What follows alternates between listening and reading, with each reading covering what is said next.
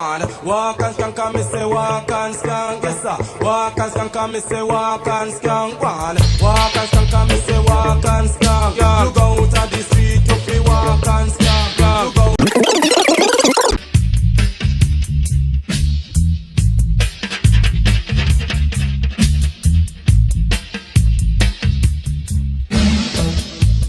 Hello and welcome to your Monday's edition of Loose Mandem. So, you may or may not already know, but it is a bank holiday today, which means that this episode will be a bit shorter than others, but don't worry, as we will be back to normal this upcoming Friday. Anyway, enough about all of that. Coming up on today's show, we'll be discussing latest and past news stories such as a plumbing company bringing a no job policy for new and present workers, an article about the NHS Staff Burnout, and a mother who nearly died 4 times in their 320,000 quest to look like the singer Dolly Parton. So sit back, grab something to munch or drink, because that is today's bank holiday edition of Loose Mandem.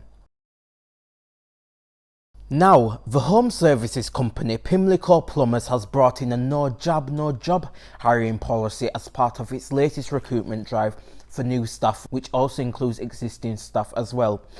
The founder, Charlie Mullins, has said that this is the first time since the pandemic began that our recruitment ads will make it clear to anyone applying that they must have had at least one job.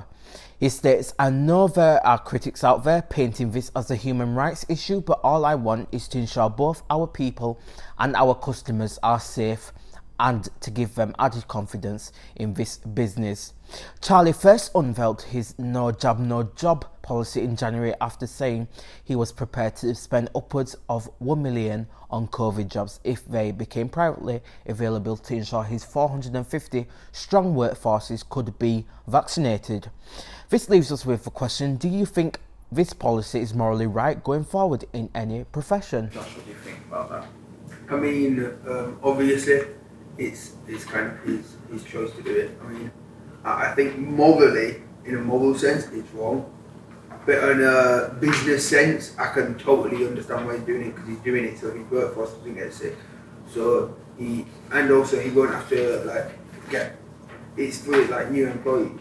So it's so new employees coming in don't instantly get COVID and then they're out.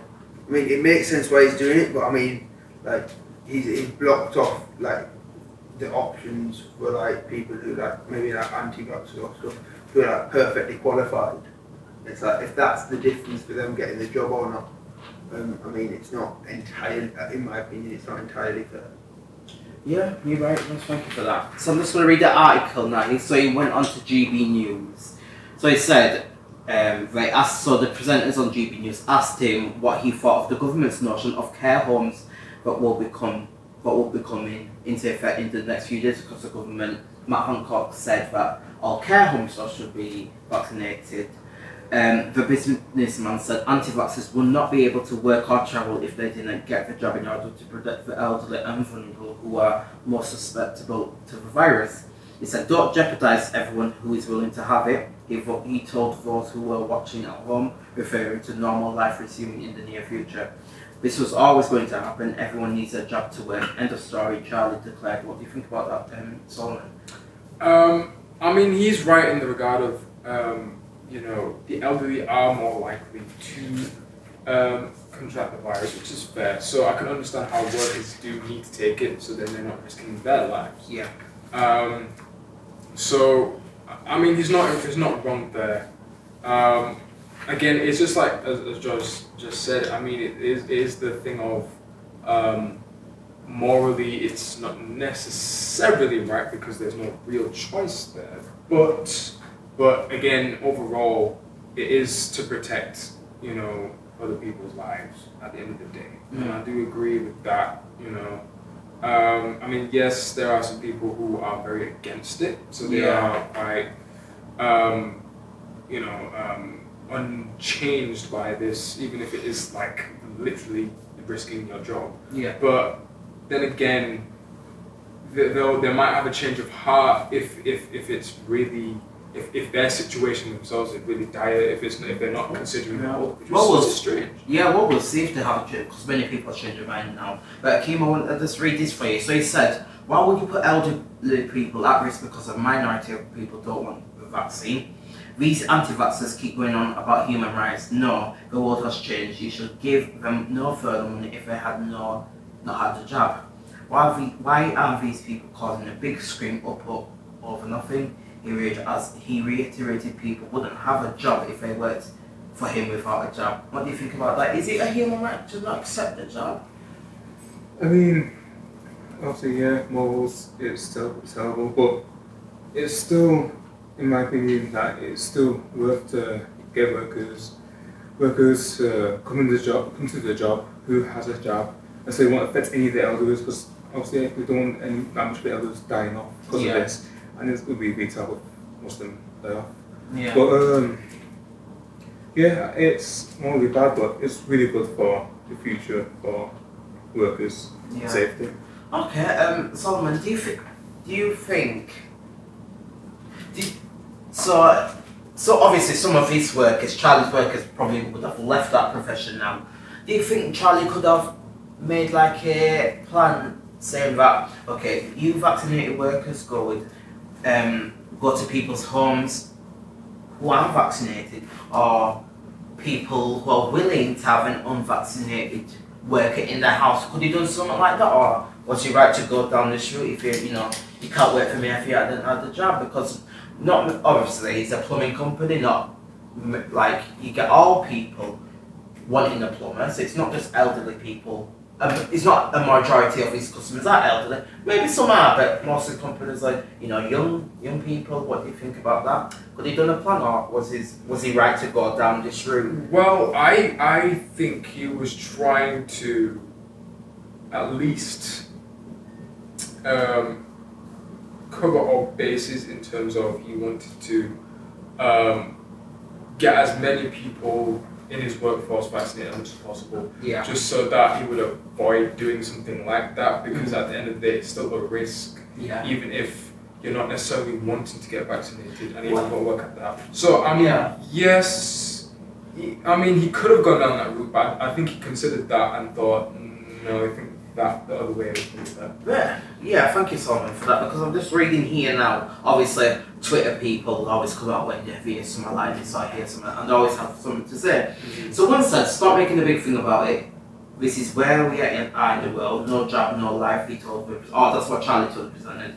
So he said, taking to Twitter, those watching at home started their views on Charlie's stance, with one writing, I can't stand that Charlie Mullins. Fancy being arrogant enough to force all your staff to get the vaccine and putting it into their contract. I'm pro-vaccine, but that would be enough for me. I would tell him to shove his job up his backside. Well, she's angry about it, isn't she? And then another posted, Charlie Mullins, having the job doesn't mean you're immune from getting the virus. Ergo, that means, therefore, it can't stop you from passing it on if you get it. So she's right there. So why is he wanting to leave, ones who are not unvaccinated out of a job? Because he still can pass it on, he still can get it. Only bad thing that it does for you doesn't stop. Well, we know some people have died from the vaccine, but the majority of people have, survived, from COVID, whilst, having the vaccine as well, and it stops you from getting any illnesses. So, Josh, do you think, that woman's that view is right? It doesn't mean you're immune to getting it, and it can't stop you from passing it on if you get it. I mean, I'm not entirely sure about. Obviously, the vaccine must do something. It can't just be the whole. If you take the vaccine, the virus won't kill you. It might reduce your chance of getting it or something. I'm not entirely sure. But I mean, even then, it's something that he as a business owner can do. And I mean, if it's written into his, if he writes into his workers' contract, the workers can deny it, like refuse it. However, I do think it is a very harsh policy to get written into your contract. Yeah. Because I mean, let's say for some moral beliefs or your moral beliefs don't align with it or something. Yeah. And you decide you're not going to have the vaccine for some personal belief. Mm-hmm. then I mean losing your job, it's going to come down to, for some people at least, the fact of can they be bothered to find another job more than going against their models? Yeah, you're right, Ross. Okay, well, let me put this question to you now. Like I said, we now know care home staff are, for them to work, they must have a vaccine. So Matt Hancock did this plan, and he said that this was a sensible and reasonable step, and he would consult on extending it to the NHS. There are no plans to extend mandatory vaccination beyond the health and care workers, he said. Workers will have 16 weeks to get both shots from the time regulations are approved by Parliament. If they cannot, they face being redeployed away from the frontline care or potentially losing their job. Mr Hancock at the time told the House of Commons that the vast majority of staff in care homes were vaccinated, but not all of them. We know that the vaccine not only protects you, but protects those around you. He said adding compulsory vaccination in care homes and hospitals would save lives. So from that, do you think it's a bit does it get counterproductive? Does it mean that all, mainly all workplaces should have a policy like this for all workers, or does it go back to the thing about human rights and people have their choices? See, obviously businesses can do this where they want. But obviously some businesses would have workers in separate rooms and wouldn't really need a vaccine. But at the same time, it will still make sense to have vaccine anyway, because they still can split it over. You see, let's say in that building where they have separate rooms, once they come out, go down the corridor, they could somehow split it. It can be terrible in that way. But for those house workers, yes, that taking those vaccines to work is really important, because obviously when you go to someone else's house and help care for someone, they can actually split to someone else. Well, I'm guessing that the vaccine will actually help stop it, but if it doesn't, then it doesn't really make that much sense. But if it does, then it will be more helpful to have that vaccine to help others. Yeah, right. So I'm just going to read, some of these information now, but what Matt Hancock said. It said care organisations have warned that compulsory vaccination could cause significant difficulties in a sector that already struggles to recruit enough people. The government, however, is believed to have considerable concerns about the low take of the vaccine in some areas, including London. A Whitehall source told the BBC that guidance to doctors that they should take the hepatitis B vaccine suggested that there is a precedent for mandatory vaccination. The requirement will also apply to volunteers at care homes and those visiting for other work, such as health-care workers, tradespeople, hairdressers and beauticians. Workers who can prove they are medically exempt from getting the vaccine will not be affected. It said governments in Scotland, Wales and Northern Ireland have said they have no plans to make COVID jobs mandatory for council, but we will see, because every time it changes. But Tom, what do you think? What's your last point on this? In terms of the first question, technically yes, it's morally wrong. However, overall, if it's their business, and yes, there are workers there, but they do fall in that business, and they are in dire need of a job, then I suppose it's, in business terms, it is right, I suppose. They're going to have to comply again, they have the free will not to comply. That's their choice, which is fine. But overall, in terms of the question, morally not really right for any profession like that. But then again, it's their business, and it is kind of becoming I hate to use this phrase, but the new normal in a sense for society to improve. So yeah, this one leaders lost. Says here, Dr. Susan Hopkins, Strategic Response Director for COVID-19 at Public Health England, said there are pros and cons to any debate on mandatory vaccination, with the pro being that those caring for the most vulnerable in care homes would be vaccinated, thus minimising the risk to residents. Josh, what's your last point? I'll keep it quick. So I think it's incredibly harsh by people who are not getting the vaccine, and I also feel like it would be virtually impossible to fully enforce mandatory vaccination anyway. So And I mean, people just won't do it. So yeah. Thank you, Joss. And I just want to leave this to Keeman now. So it says here, Kelly Andrews, National Care Lead of the G&B Union and a former care worker, told BBC News, "We should not have forced vaccination in social care. This is pushing the workforce away from the social care in an area where we are already struggling to recruit and retain."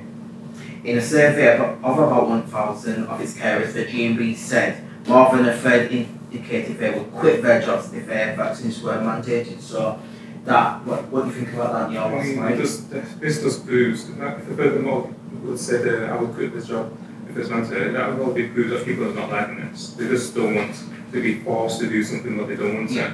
So, yeah, I would say it shouldn't force on people. It is recommended, but don't force on people. It's just a terrible thing to do. Yeah, I agree with all of you. I don't think you can, I don't like the fact you're forcing people to. I know it's a worldwide emergency, COVID-19, and I know, but some people you've got some people who are anti-vaccine, some people who don't want to take the vaccine because of personal preference. You've got some people who do want to take it, but don't want to take it right at this moment, like me.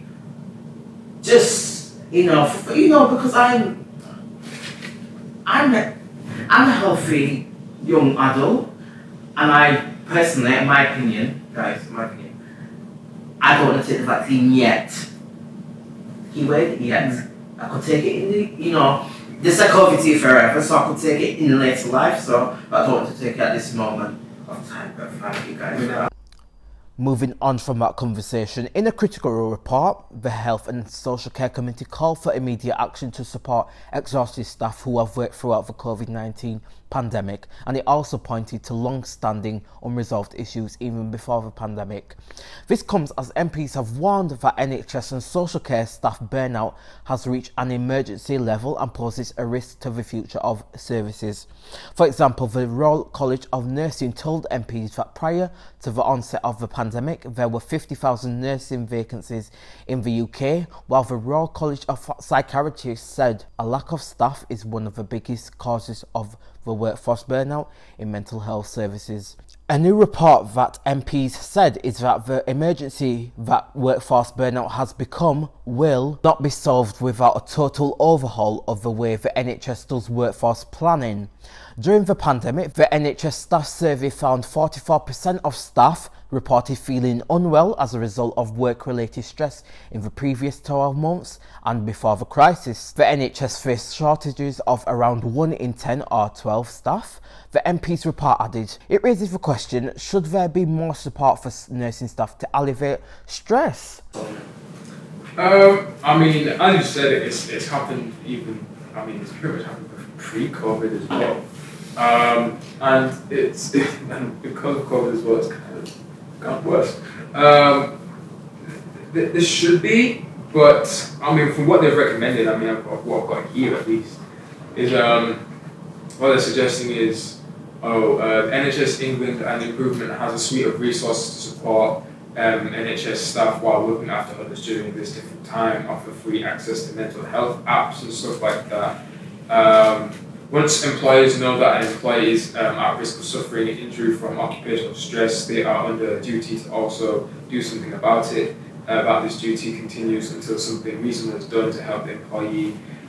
Pretty sure the part of the NHS Confederation says supporting your staff is now more important than ever, but then again, look how bad it's getting. Yeah. So, this stuff was only updated probably May of this year, and it is a worrying statistic that we have got NHS staff, NHS, I can't speak. NHS, blooper reel, NHS staff that are pretty much in intense situations, intense environments for the past, including before COVID, all the time. Mm-hmm. And there's very little done over it. It's surprisingly, they always say that there's a lot of focus on them, yet that's mental health of them. Just to put forward as well. Yeah. But yeah. Yeah, thank you, Solomon, for that. So, just let me put this question to you now. So it says here, it is clear that workforce planning has been led by the funding envelope available to health and social care rather than by demand and the capacity required to service that demand. Tory MP and former Health Secretary Jeremy Hunt, who is the chairman of the committee, said the workforce burnout across the NHS and care is now present an extraordinarily dangerous risk to future functioning of both services. Staff face unacceptable pressure with chronic excessive workload identified as a key driver of workforce burnout. It will simply not be possible to address the backlog caused by the pandemic unless these issues are addressed. Achieving a long-term solution demands a complete overhaul of workforce planning. Those plans should be guided by the need to ensure that the long-term supply of doctors, nurses and other clinicians is not constrained by short-term deficiencies in the number trained. What do you think about that? I mean, what they said about like excessive hours, I mean, I can totally understand that because obviously the NHS is getting like cuts and there isn't there's constantly a need for more nurses and doctors and stuff. Yeah. And I feel like they kind of go hand in hand. More hours because there isn't enough nurses and doctors. And I feel like that's partly because they've not made working for the NHS an attractive job prospect. Like it's not an attractive job prospect in the size. It's like you've got loads of hours, you don't earn much money. It's like the only people who really work for the NHS, they're the people who are doing it genuinely because they want to help people. Like, and personally, I mean, that I wouldn't want to become a doctor because I get workloads and wouldn't even get any money. So they need to make the entire thing more attractive, more, what's the word? Attractive, that's not the word. More appealing. Yeah. Nailed it. They need to make it more appealing for like people, and then they'll have a larger workforce. It'll be okay if someone can't make a shift. Yeah. Because you'll have someone who can step in, people won't be overworked. Yeah, so it's all down to that. Thank you, Josh. Keelan, let me put this question to you now. So, it says here, and in adult social care, MPs heard during their inquiry that the situation is fragile. Schools for Care estimated that 7.3% of roles in adult social care have been vacant during the financial year 2019 to 20, equivalent to around 112,000 vacancies at any one time. And Liz Davak, hopefully I said your second name right, an intensive care nurse, said her union had seen lots of resignations, including people leaving nursing altogether because they're so burnt out and can't deal with it anymore. She told BBC's Radio 4 Today programme, it's been a very difficult year. We're very tired, we're physically tired, we're emotionally tired, and there's very little time to take a break from what's happening. What do you think about that? And do you think the NHS bosses and the managers and the executives whatsoever know that they're having a bad time, or what do you think? They obviously know about all this stuff what's happening, but they just don't really care about their workers at all. Is that what you think? You don't really care? They probably don't care that much. Okay. The thing is, the same thing what Josh said. They do need to make it more appealing and more money into the job, so more people get into there. Because what they're doing now is just not really attracting more people to get into the job, and this is why lots of people are leaving the job as well. Because obviously, if they get worked over and over and over for too many hours, and then just get tired and more tired, and they're not gonna want this. It's not a pleasant time doing that all the time. They want to leave straight away. They just want to leave and get done with it. And because of that, less and less people are going to work in the NHS. And this will leave less and less people to help do the job. And this means more of work for people who's actually working in the NHS. And then it's going to keep on going in a domino effect, going downhill and more downhill. And it's really terrible what's happening right now. Yeah, thank you, Keelan. Totally right. And Solomon, last point. It says here, according to the NHS staff survey, I think I said this, in 2020, 44% of staff reported feeling unwell as a result of work-related stress in the previous year. And as well, Jeremy Hunt added that training more doctors and nurses would save money in the long run, as it would avoid the need to employ temporary staff, which ends up costing taxpayers much more. So what do you think about that? And do you think as well, since that 44% of staff report feeling unwell, do you think what they should do, like, you know, like in schools where you have like a chart of how you're feeling on that day, but it's not like that, but discreet for, you know, the staff workers, and then they could, you know, they could write the name in a little post it, and then the managers or the whoever so-called can go to them and say, ask them what's wrong, rather than that percentage. Food coloured scrubs if they're a bit sad the way I've been. But see, that's the thing. That is not a far cry away from what they're doing now. In like with all these apps and things, they put in that whatever work is feeling a little bit down or depressed or not necessarily feeling 100% on that day. They would do that on the apps, or even like they'll talk to another colleague, and then, you know, there's not really much they'll do after that. And it's been that for a little while, and even then the changes haven't really been that significant, even for this year as well, over the past year. Now 44%, that's wow. Yeah. It's, you know, it's quite a lot, especially if you're in a high, you know, kind of energy kind of workplace environment where you have to be on all the time. That's like 44% of your staff is feeling like that. So it definitely, that's a lot, that's a big blow, you know. And the whole suggesting of, you know, training instead of hiring temporary employees, I mean, money-wise, technically he is right. I mean, I'm not saying it is right, but he is right to actually think that it would technically save them money to extend because you're not paying them. Yeah. But it's still wrong, because at the end of the day, people need money, and at the end of the day, it's, you know, people will do technically want to be on the front lines and help people, so they help people, you know what I mean? And just training them and then not employing them, it's a big middle finger, to be honest with you. Yeah. I thought he meant that they want to train people, like instead of like every year hiring like replacement people. Right. They want to train like new people who can just have the job. Oh, right. Instead of constantly hiring, yeah, okay. like bringing in like a private sector. Yeah. Private like doctors.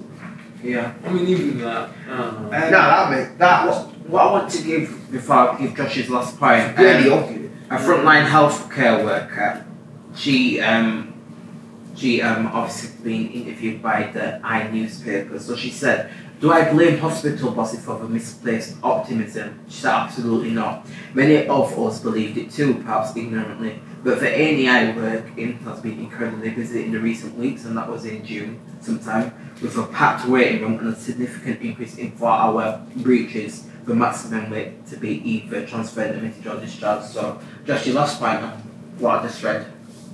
I mean, I can understand why so many of them are stressed.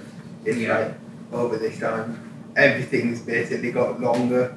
Like all of the wait times have got longer. People complain about wait times anyway, and seeing as they've got longer, like I could like people will complain, or I feel so sorry for them, genuinely. If anyone watching this works for the NHS, Hands up to you. I mean, I won't do anything for you, but I'll say good job.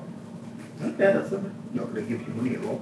They're not expecting that. Just giving the. I mean, direction. except for like taxes when I pay taxes. Thank you, Josh, for that. I came out with your last point. Yeah, I feel that as well. It's actually really tough. Yeah.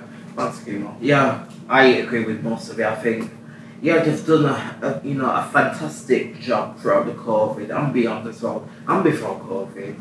And I think it's just for healthcare and the government to re-evaluate, in terms of qualifying, and university in terms of qualifying as a GP, because it takes a lot of time to qualify as a GP doctor. So hopefully they could reduce that time a bit. We'll see, but I don't know what entails in a university degree or hospital degree. So I just want to give them a hug, but I'm not going to because I'm cold. Sensible. You planned that, Joe. Thank you. Okay, to our final topical section, a 41-year-old mother, Sheila Hershey, nearly died 4 times in a 320,000 quest to look like Dolly Parton, is set to go under the knife again to have the world's biggest boobs. She will transform her 320k cups into 000 cups after having breast expanders fitted in a chest that will be filled with 24,000 cubic centimeters of saline. The reality TV star has dismissed warnings and concerns about her upcoming 39th boob operation and maintains having a big bust is the only thing that will make her happy. Her first surgery was liposuction at 20 years old, which followed being told she had a man's body for years and her 5'3" frame bulging to 14 stone.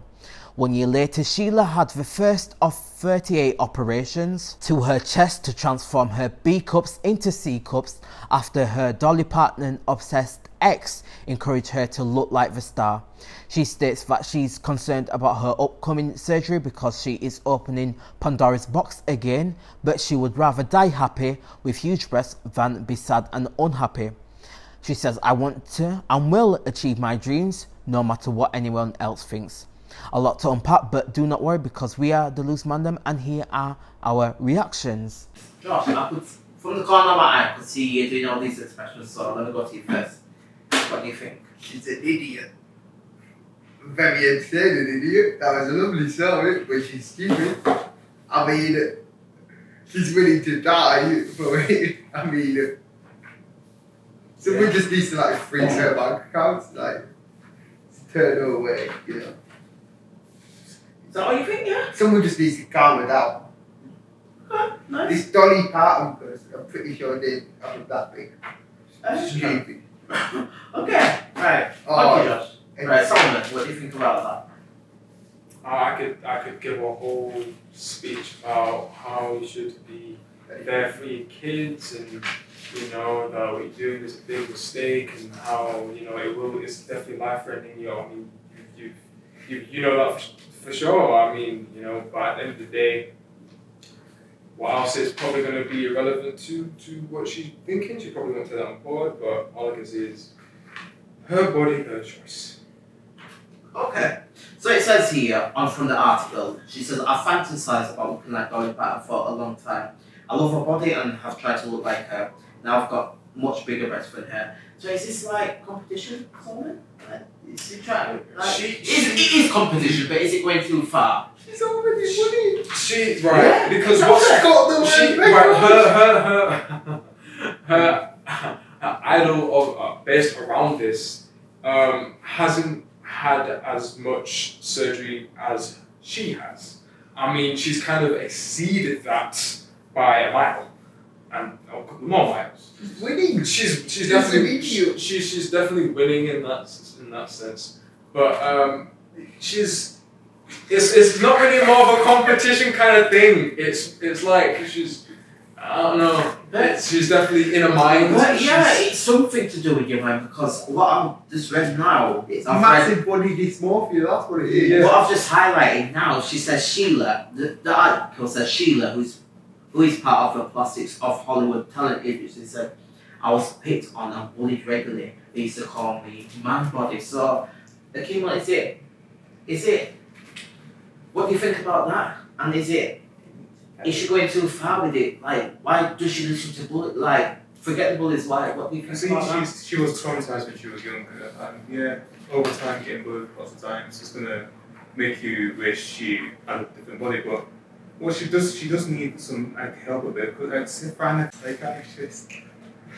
You're right. You're fine, because if she can keep on doing that, she's not gonna find actually like happiness with her own body. She's gonna keep on doing it and doing it.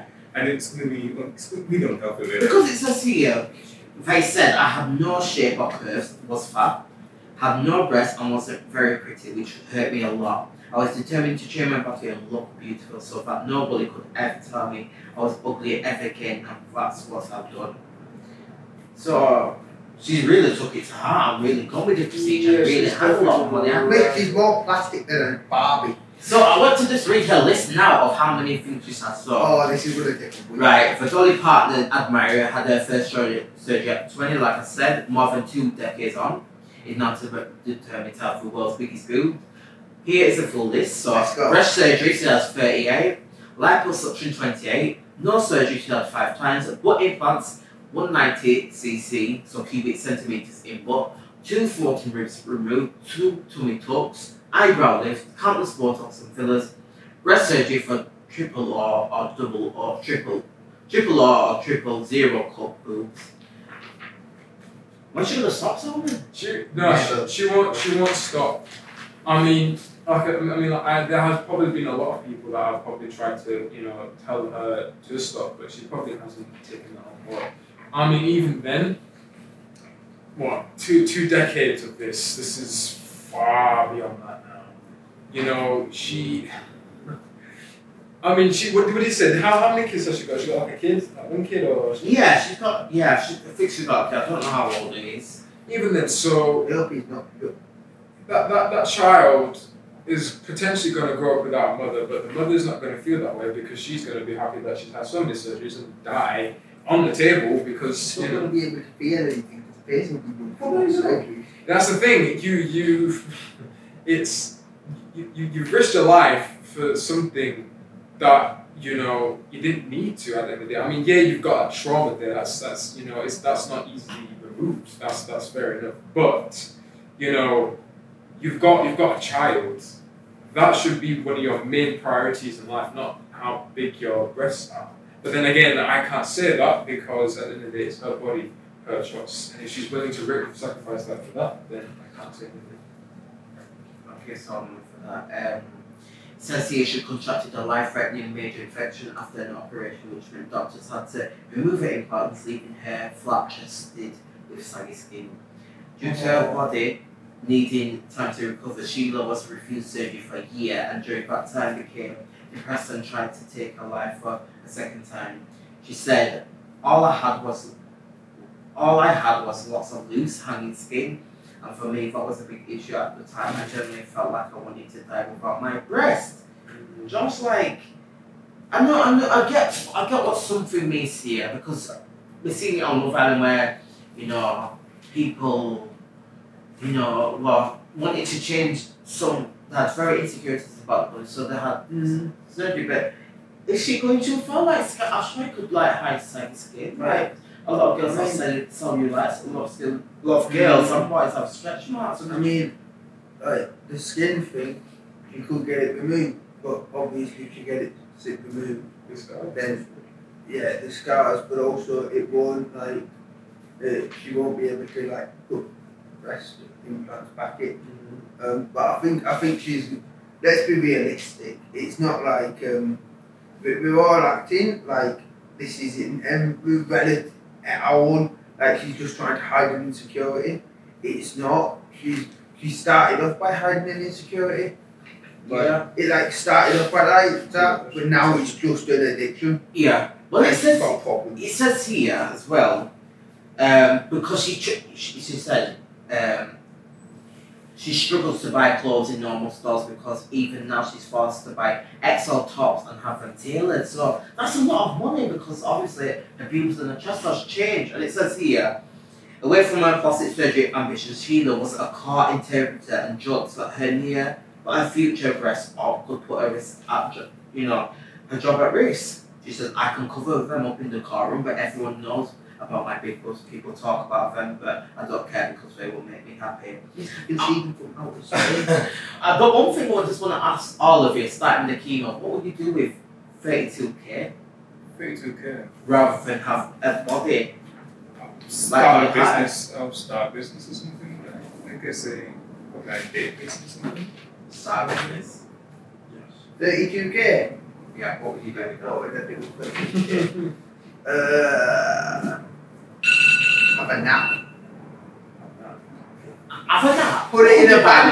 Put it in a bank with some good interest on it, and then have a sleep. Or invest it and then have a nap. That just sounds quite good. I was going to say So what would you do with it? I would invest But either half or maybe you know what you actually do. You pay 5k for somebody who actually knows how to invest. Yeah. Then you pay them to invest the rest of it. Right. And then you go and have a nap. Yeah, I would despise many houses, get them done up, rent them out and then get some money. Yeah. But anyway, I just wanted to read some about Cosmetic surgery statistics as well. So it says here, according to the new figures, over 28,000 procedures took place in 2018, a small increase of 0.1 on 2017. Women underwent 92% of all cosmetic procedures reported, and as in 2017, the three most popular procedures for women were breast augmentation, breast reduction, and blepharoplasty. Oh, eyelid surgery, I should have said that. The biggest increase for women were for liposuction, which rose 12%, and facelift, which rose 9%. And this article was in May 2019. So do you think girls are more willing to get cosmetic surgery than boys, Solomon? Yeah, because it's not total secret that a lot more women are more body conscious compared to boys. Yeah. I mean, they do. I mean, some say it's their own societal factors that they can do it. Well, talking about that, it says here overall male cosmetic surgery dropped by 4.7% in 2018 as non-surgical treatments gained popularity, driven by the trend for men preferring to look sweet rather than tucked. The fall in boob lifts for both women down. But what I've said, male type surgeries have dropped. I mean, yeah. I mean, it. That's what I mean. There are more women inclined to have surgery compared to men. Not so there aren't a lot of men that want to do it, but there are a lot of women that want to do it. And you can't really. I mean, that's what I mean. You can only say so much to tell them that you don't need to do it. You know what I mean? But you kind of can't, because it's their choice to do it, and they'll definitely make you aware of that. Yeah. So yeah, it is the statistics are quite astounding. But the fact that it's thank you, Sam. But what it says here, Keema, says across both genders, liposuction saw a sharp rise of 9%. Grover explains the rise comes at a time where the popularity of TV shows such as Love Island has driven the desire for a toned torso, as they build fashions for women athleisure clothing. The danger of cosmetic surgery becoming too closely linked to reality TV or celebrity endorsement is that it can make surgery seem like a commodity, which should never be the case. An operation is not something that can simply be returned to the shop if you have some second thoughts, which is true. So what do you think? Is it them reality TV shows boosting? Yeah, it is boosting up there. Yeah, I say reality TV shows are boosting it, because let's say you're watching a person that you really like in a show, and you want to be inspired by them, and then they say like, "Oh, I had the breast surgery." Then you decide like, "Oh, I probably want that." The girl would want that. So yes, it was been boosting that a lot, especially on other social medias, let's say Instagram as well. Because women still also want to like show their bodies sometimes, and make them look the best that they can be. So they want to get all the defects of them and just look amazing for their standards. Yeah, but thank you, Kim, for that. But just some surgeries are dangerous. So it says here as well, the non-surgical sector is rife, but with lax regulation and unethical promotions, and the public must remain vigilant, as non-surgical does not mean the same as non-medical. These treatments have risks as well as benefits, and patients must choose their practitioner very carefully, because we've seen many people who have had a lip surgery gone wrong because of looking at someone on Instagram. It's literally a TV show called Pop, which is all about that. It's like So there's more regulation for that. There should definitely be more regulation about it, and like everyone who's doing it should actually be like know what they're doing. It's like it shouldn't be like that, right? But the same, I also just want to touch on what you said about like how women are more likely to get it.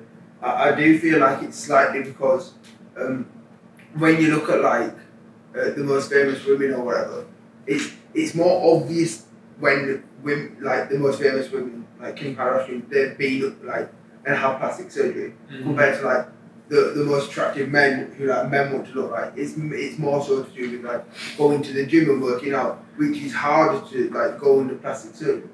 The only things that I think a male could really obviously males can get lots of things done. Yeah, and I want to read about I something. feel like the main thing that males get done though is more stuff to do with their face than to do with like, I heard of this guy who like made his own fake ab implants, which is stupid because it's like, you don't just want to look a certain way, like what do you call it? I mean personally, if I got abs but they didn't like mean anything, that's stupid. It's like, it's having muscles, it's like looking like you're having muscle but not having muscle just isn't like, I feel like there's more things that women can get done. Well, linking to what Josh has said, because we've been in lockdown for how long, there's a part of a group called Zoom Reddit, or a new social chain called Zoom Reddit, and it's male demand for cosmetic procedures rising. So it says here, demand for injectable cosmetic procedures for men, such as Botox, has increased massively as the pressure to look presentable on video calls has grown. This was in March 2021, and it says amid news that comic Jimmy Carr has had a hair transplant and his teeth fixed, British plastic surgeons have reported a 70% rise in requests for video consultations over 2020. The chemo. I do not agree with plastic surgery, and I say that should go to gym, but obviously it's their body, so they do what they want. But and I do see that they want to look more presentable in video calls before getting a job or talking to a woman or something, or a family member, or anything like that. But I'm guessing it's like the new thing for guys to start doing this type of stuff. Because that Reddit page, and it's because more and more people like subscribe to that Reddit. It's because it's like money. Yeah.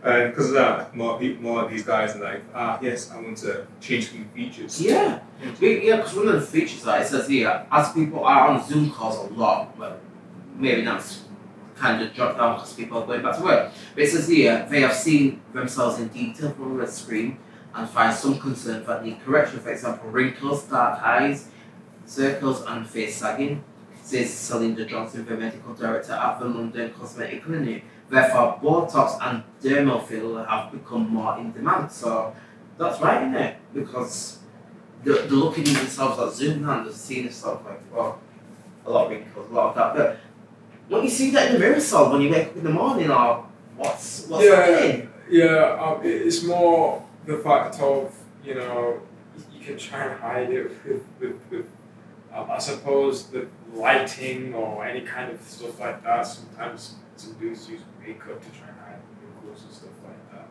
that. Botox and plastic surgery,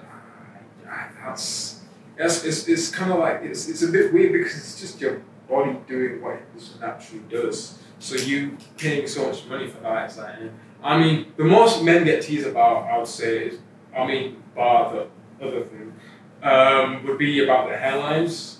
So, was it Jimmy Carter? They got yes, so he had a hair transplant on his feet. So that's based off of what he thinks other people think of him as.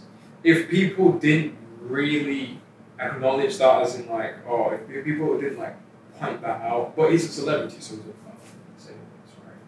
So he's in the public eye, so therefore you have to have this kind of perfect image. So there are a lot of male celebrities that will kind of take that step into doing that. Do I agree with it? Not really, but it is a lot of what a lot of males in general feel like in terms of their hairline. Yeah, because you're right, so because it's not just the UK of black people feeling. It says here, according to the American Society of Plastic Surgeons, there has been a 99% increase in men getting injectables over the last 20 years. The majority of our patients are working in the city, says Johnson, whose clinic is London based. She says that since lockdown began, people are finding they are able to recover behind closed doors, which adds to the appeal. More invasive procedures are demanded as people can stay at home to hide the swelling and bruising, says Johnson, which is true because, but if you want to relate back to the lockdown, people wasn't working as much, so on furlough, so you could, they could, hide up, get the injections full up, because once you had the injections, they swell up bad. So that was a good disguise for them.